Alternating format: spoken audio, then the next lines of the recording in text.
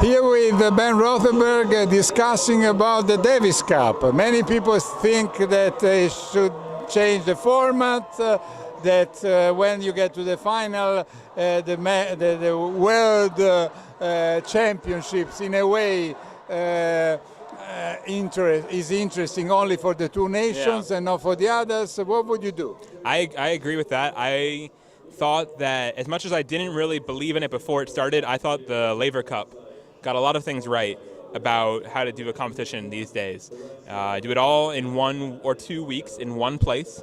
Make sure you can get all the top stars there, and that's the biggest thing, getting the top stars there, because there just hasn't been a critical mass of top players there. It doesn't feel relevant to me, Davis Cup right now, when it's just sort of whichever players decide to win that year, decide to play that year, just win. And different countries take different years fielding their best teams or not.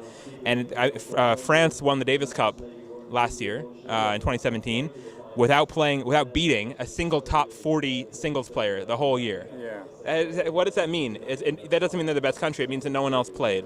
It's just frustrating. Yeah, and then too many times the draw is if you play at home or not decides. I mean, sometimes Belgium went to play the final. They always play the matches at home, so that also is not good. But to change is not easy, because at the same time I remember when they tried to play, for instance, Fed Cup in a country like in Spain, and Spain had lost in the semi-final.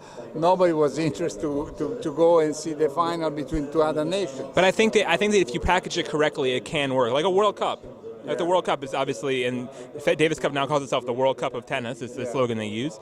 That's a good model in different world championships in ice hockey or other sports that put this together, and you can sell tickets in advance. The Davis Cup final, make it a 1 or 2 day thing. Shorter, not 3, 1 or 2. Maybe have them play best of 3, have it shorter on 1 day, and make it a tighter end. There's just I don't like how irrelevant it feels right now, but it does not feel relevant to me in 2018, just because each guy of the Big Four has taken a turn like winning it once or twice and never really tried again, and it just doesn't seem to be a priority for anybody.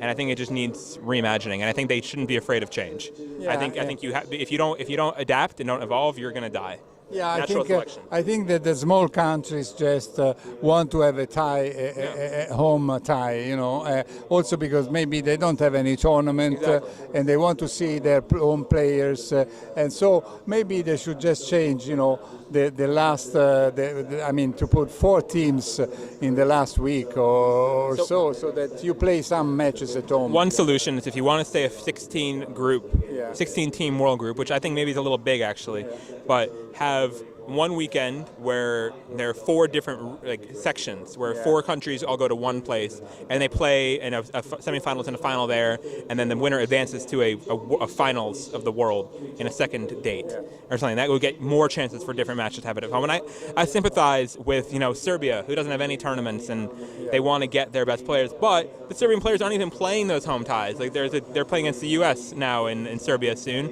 And Troitsky is not playing, Djokovic is not playing, Krajinovic is not playing. So what are they even seeing there this week? It's not a good product right now, and I hope that it can get better. Thanks a lot to Ben Rothenberg. Thanks for being with us. Ciao. Ciao.